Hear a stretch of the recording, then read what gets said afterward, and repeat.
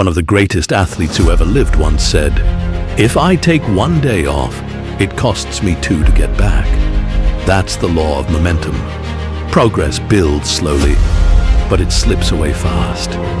Every workout, every walk, every healthy meal is another vote for the person you're becoming. Don't obsess over today's number on the scale. Obsess over protecting your momentum. Because once you have it, your only job is simple. Don't break the streak.